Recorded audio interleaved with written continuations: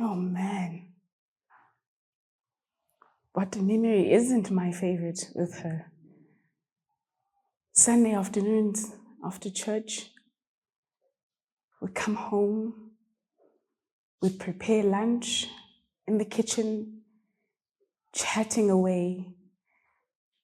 My father's in the living room reading a newspaper or watching cricket or playing jazz. It's my mom, my sisters and I. We're cooking, we're laughing away. My mother was the best cook, I know. And so every Sunday without fail, it's a new recipe, and we'd be so fortunate to get to try out whatever recipe or whatever she's into that week. And sometimes whilst waiting for the food to get ready, whilst it's simmering in the pot, we'd get to sit outside on the lawn, sort of picnic style, and talk about everything. Of course, a lot of that was gossiping about other family members, gossiping about my dad. But it really was just talking about anything and everything and being in such a comfortable space. That's what sticks out to me right now.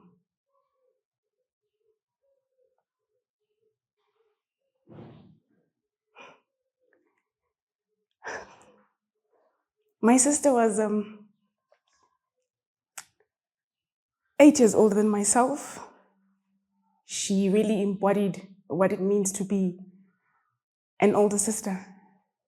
And after my mother passed, she also took on the role of being my mom. Jeepers, I have a lot of memories with her.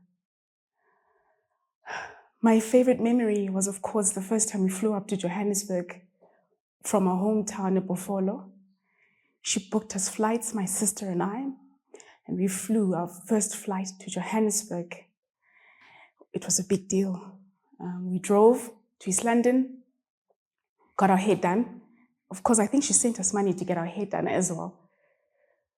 We got to the airport, and there she was, waiting for us. At the time, she didn't have her drivers, she didn't have a car, and there weren't Ubers at the time, so she called her cab driver. They were waiting for us at the airport, and we drove. And I don't think it was my first time in Johannesburg, but it was my first time experiencing Johannesburg like that. At the time, she stayed in Melville, and of course, wow, I was captured by the lights. We got to see her place. It was lovely. It was different. It was very vibey. She took us out for lunch. We got home after lunch, and it was, I think, a young girl's dream. I got the opportunity to be with my sisters. I got to be taught everything there is to know about what not to do. We had dinner, and strangely enough, I remember that first night away from home in this big city. Though I was around my sisters, I remember remembering my mother and missing her. I think my sister must have felt that, because the day after, she took us out for breakfast. And of course, my sister never held back on spending money on us. She bought me my first cell phone. I think I had my first drink with my sister. Every single day after that, I think we went shopping, of course, with our cab driver.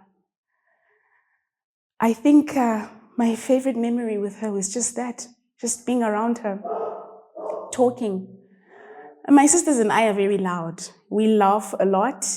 We like speaking in Afrikaans and pretending we know how to speak in Afrikaans, and we have this code. That's it. I remember that about her.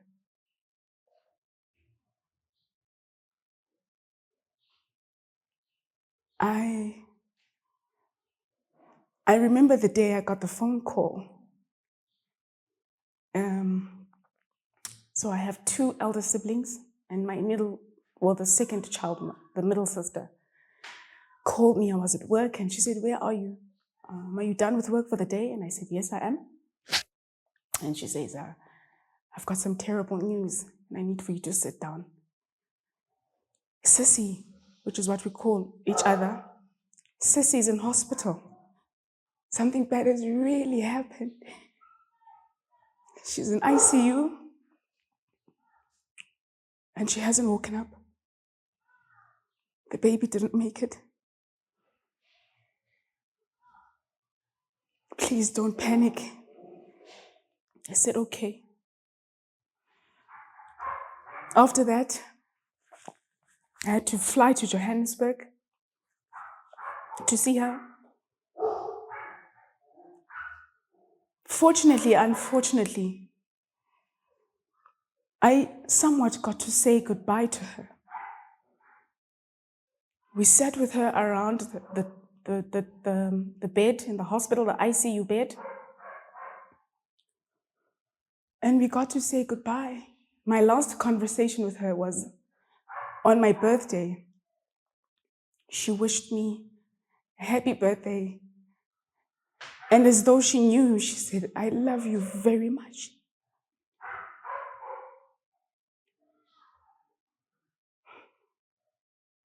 They had to switch the machines off. We were fortunate enough to be privy to all of that. We held her hand, we prayed, we spoke to her. And, speaking about it now, I harbor good thoughts. I got to speak to her. I got to tell her it's okay. It still is okay.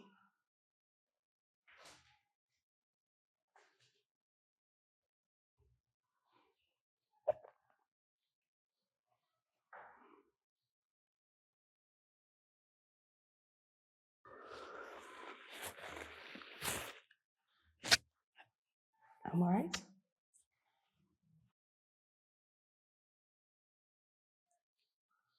The first time I saw Azania, I was rather groggy. I had just woken up from an emergency Caesar. They brought her to me.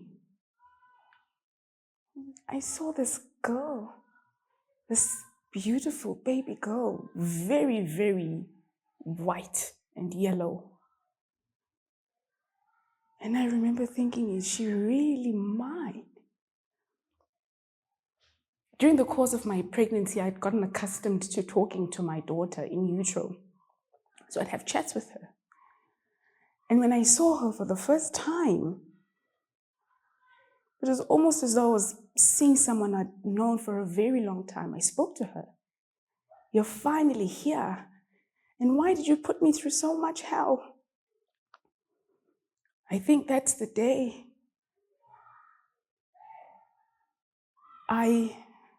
I realized that this is what I've always wanted.